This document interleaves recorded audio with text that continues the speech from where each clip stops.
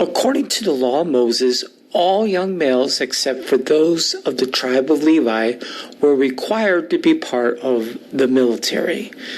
Going into the New Testament, there's no mention of any restrictions of anyone being involved in the military. In fact, John the Baptist was asked by military personnel what they should do, and notice he did not forbid them to serve. There is also the story of a Roman centurion who requested healing from Jesus, and nothing Jesus said indicated that the Roman centurion should get out of the military. But Jesus did say that he did not find such faith like his anywhere in Israel.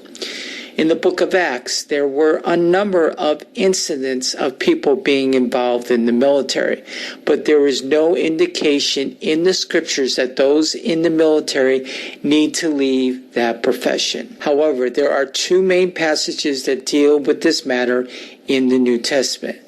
One, Jesus said, "Render unto Caesar the things that are Caesar's."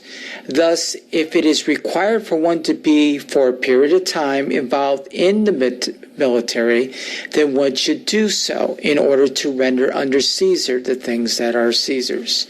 To those that would say, "But I won't kill anyone," we find there are ways to serve in the military without being involved in combat in most countries. Second, the Apostle Paul made it clear in his letter to the book of Romans, chapter 13, that we are to give of ourselves when it is asked of us.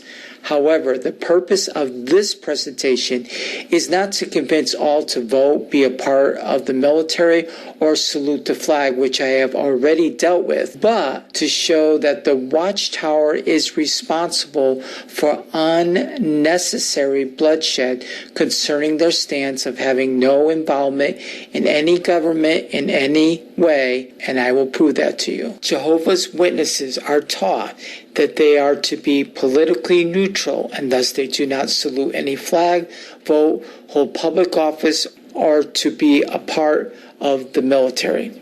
So, I want you to consider that during the 1960s through the 1970s, that in one country, Malawi, no Jehovah's Witness was allowed to purchase a government card as required by law. So to join a political party would be an open denial of what believers stood for. The result was that homes were burned down, crops destroyed, women were raped, plus many were beaten, and some even died. And in one particular example, a man was burned to death. Why? Because Jehovah's Witnesses were not to be involved in any political system, and by having that card, they would belong to a political party of Malawi. Now, had a Jehovah's Witness simply bought the card from the government, then none of those barbaric practices would have happened.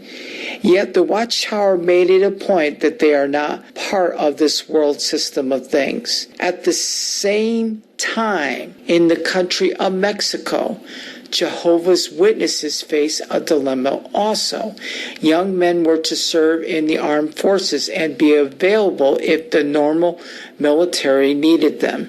Instead, a young Jehovah's Witness, if their conscience allowed them, could bribe a government official and pay for a political card, and they would not experience any of what their fellow Jehovah's Witnesses did in Malawi.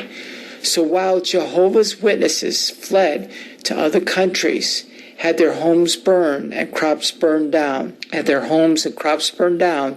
their women raped, plus a host of witnesses beaten and murdered for not getting a card from the government. Yet, those that lived in Mexico, all they needed to do is to bribe a government official, and they never even had to set foot on a military base. The thing to consider is this: why was it a conscious decision in Mexico, but it was not in Malawi? How in the world could God's only channel of truth live with that hypocrisy? The reality is the Watchtower is not God's channel of truth, but it is that of a false religion.